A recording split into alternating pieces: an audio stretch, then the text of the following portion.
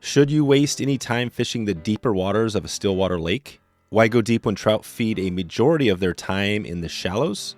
Denny Rickards was on the podcast in episode 64 and drove home this point in a number of tips and tricks. And this episode is the most replayed episode in the history of the Wet Fly Swing podcast. So today you will get a summary of some of the best tips from that episode on catching trophy trout in Stillwaters. Hey, I'm Dave, host of the Wet Fly Swing podcast. I've created one of the largest fly fishing podcasts in this country, and I've interviewed more of the greatest fly anglers than just about anyone out there. And now I'm soloing today so you can get a quick blast of knowledge to improve your Stillwater game. Today, you're going to learn the 7 biggest takeaways from the big episode with Denny, including a tip on presentation, how to choose the right fly, and where to fish based on time of day, plus much more. But before I get into the big tips with Denny, I want to share a little story from my Stillwater past. I was fishing a moderate-sized lake off the mountain. This is a lake that we'd fished quite a bit, and because of its location, was fairly easily accessible on the north side of the mountain, and it was just one of those days. Everything was kind of normal. We were fishing, and as I remember it, fishing wasn't too great, but we started to see some clouds rolling in, and it started getting darker, and you could just see it coming. And I noticed my dad and Gene, they were in a drift boat, and they had started pulling to the north side of the lake, and I could see them kind of getting out, and I was in, I think at the time I was in a float tube, and what happened was fish started hitting the fly, and I was getting pretty much a fish one after another, and as it kind of got more and more and the rain started coming in and it got nastier, the fishing just got better and better, and then there was lightning and thunder and all of that, and eventually I did go in, but I pushed it that day. A good tip for you, never do this, but I just want to let you know I pushed it that day and had one of my best days on Stillwater ever, and it was mainly because I was fishing on that change in pressure that day. And so I remember that story very well on that lake. It's been a while since we've been up there, but a good reminder for you and a tip that we're going to talk to at the end. There's going to be a little bonus tip that we're going to dig into that talks a little bit about the pressure, some tips on changes in pressure and conditions. But before we get there, let's focus on these 7 key takeaways from that episode I did with Denny many moons ago, and find out how to catch larger fish in lakes. So here we go. Number 1, understanding trout feeding behavior. Denny said trout primarily feed in the top 2 to 3 feet of water, especially during low light conditions like early morning or late evenings. So again, this is an important tip that we've talked about, and if you really want to focus on some of those places that can be the supermarkets, as Phil Roy would say it, these shallow areas are the place to be. Number 2, master the art of fly presentation. So retrieval should be in sync with natural prey movements. Denny suggests a slow retrieve with occasional pauses, as the prey does not move fast or in a straight line in Stillwaters. So another good reminder that mix up your retrieves as you're going, and don't just get stuck on one thing. Always be mixing it up as you go. All right, number 3, choose the right fly. Seems obvious, but always can be a challenge. Then he says the size of the fly is more crucial than the color, right? So size is more crucial than color. He recommends using larger flies earlier in the season and smaller ones as the season progresses. His top fly choices include, of course, the seal bugger in black or olive with burnt orange hackle and a tail, and Stillwater nymphs, olive tail or burnt orange tail. And Denny says emphasizing the importance of the right pattern and size for different conditions. So those are some of his keys.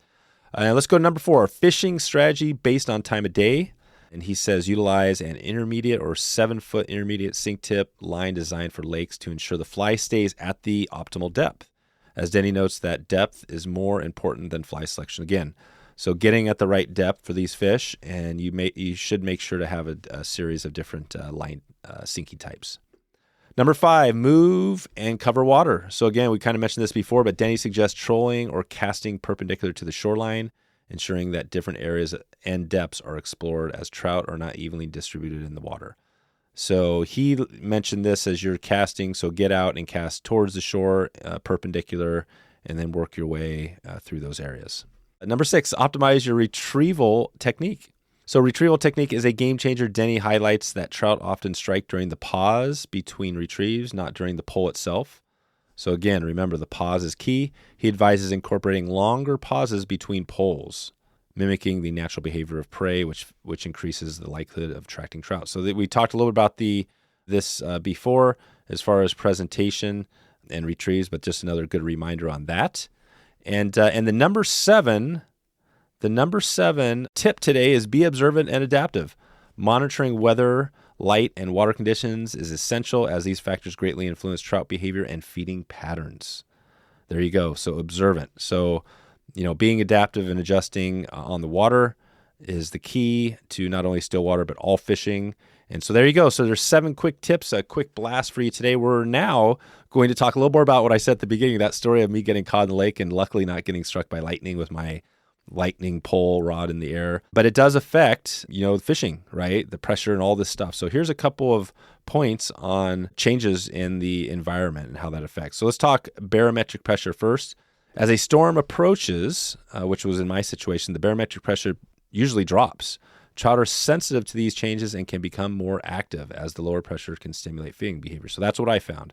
So water temperature and oxygen is also important. So what does rain do on the water? Rain can cool the water, especially during warmer months, making it more comfortable for trout as they prefer colder temperatures. Rain also oxygenates the water, which can energize trout, potentially leading towards aggressive behavior. So there you go. So this is exactly what happened to me, right? So the rain kept going and it kept getting better and better as the storm kind of came in. And this one, it says increased water flow and turbidity. So rain can increase the flow and turbidity, cloudiness of the water, which can have a few effects. So trout generally feel more secure with decreased visibility. So there's one.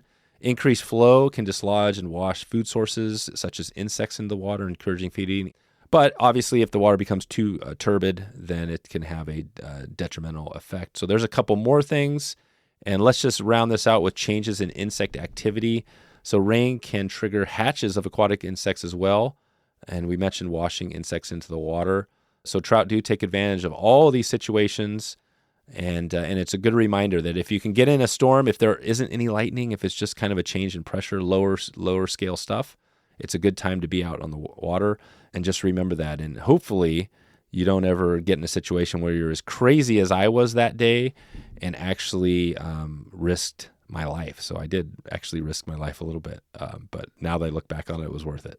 Okay, that's the bonus, and now we're going to leave you with a quick thought, and this is from Denny. This is from that episode. I'll put a link in the show notes to that episode. And Denny says, in Stillwater fly fishing, success doesn't just come from understanding the fish. It comes from becoming a part of the environment you are fishing.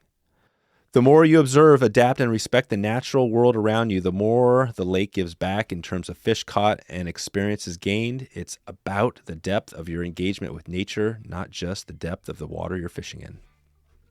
So I think that quote beautifully summarizes Denny's approach to fly fishing and fishing stillwaters. And I think I'm going to leave it there. If you want to follow up more with us right now, you can check in with us at our private Facebook group right now with over 2,000 people in there. You can ask a question.